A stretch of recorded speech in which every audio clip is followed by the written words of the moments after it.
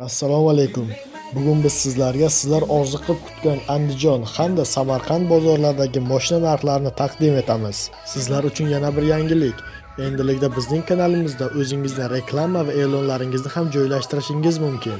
Agar reklama va e'lonlar bo'yicha biron bir taklifingiz bo'lsa, kommentarda yozib qoldirishingiz mumkin. Biz esa sizlarni hamkorlikda ishlashga chaqirib qolamiz. Endi esa narxlar bilan tanishishni boshlaymiz.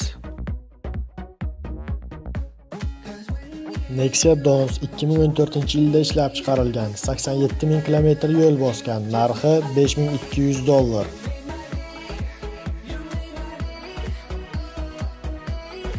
Captiva 2012-yilda ishlab chiqarilgan, 112500 kilometr yo'l bosgan, narxi $14500.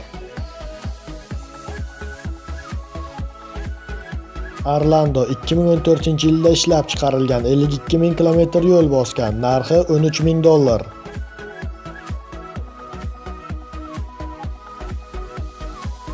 Chevrolet Niva 2007-yilda ishlab chiqarilgan, 272 ming kilometr yo'l bosgan, narxi $5500.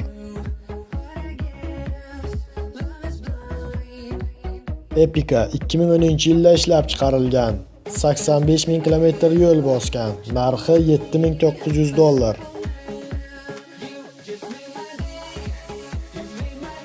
Cobalt 2013-yilda ishlab chiqarilgan, 65 ming kilometr yo'l bosgan, narxi $8000.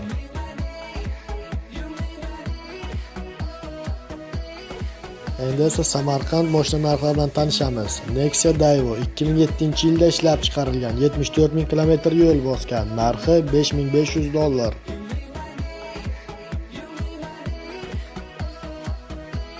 Nexia Dons 2014-yilda ishlab chiqarilgan, ko'p yurmagan, narxi $7000.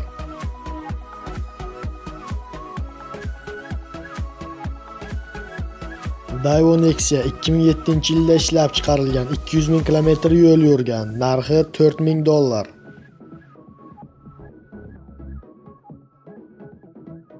Spark 2012-yilda ishlab chiqarilgan, 66 ming kilometr yo'l bosgan, narxi $4600.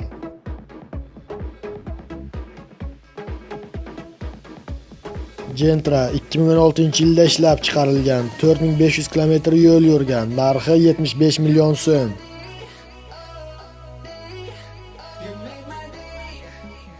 Cobalt 2013-yilda ishlab chiqarilgan, 60 ming kilometr yo'l yurgan, narxi $7500.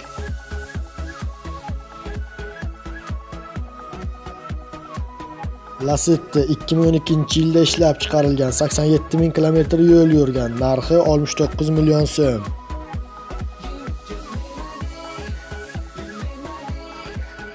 Nexia 2014-yilda ishlab chiqarilgan, 15 ming kilometr yo'l bosgan, narxi $6500.